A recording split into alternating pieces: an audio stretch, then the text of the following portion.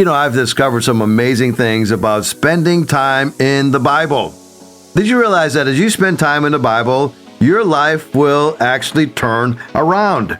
Here is some research that has been done, scientific proof that spending time in the Bible changes your life. Now, this was a scientific study that was done regarding men, and it indicates that men who engage in the Bible at least 4 times a week, they are 57% less likely to abuse alcohol. So if you're listening to me and you are struggling with alcohol and you're able to admit it, right? A lot of people don't admit it. A lot of people are really functioning alcoholics, but they don't want to admit they have a struggle. If you're willing to admit you've got a struggle with alcohol, I want you to come and join me at Celebrate Recovery at Hickory Ridge Community Church on Sunday nights at 6 o'clock.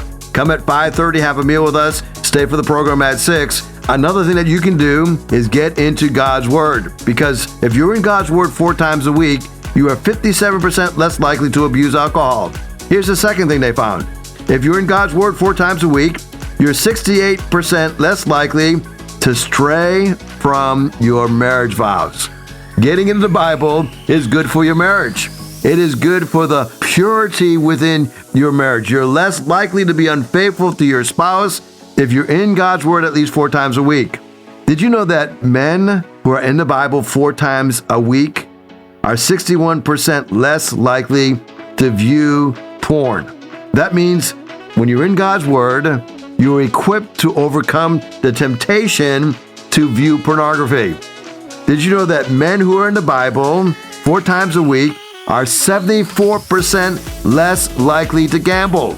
Maybe you have an addiction to gambling. Maybe that's one of your problems that you struggle with. Well, get into God's Word. It will reduce the odds of you becoming a gambling addict.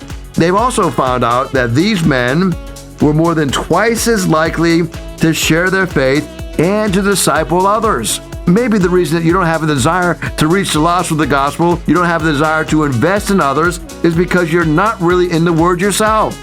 There's something about being in the Bible that allows you to have an amazing and an insatiable desire to share it with others. Whatever we're into is what we're sharing.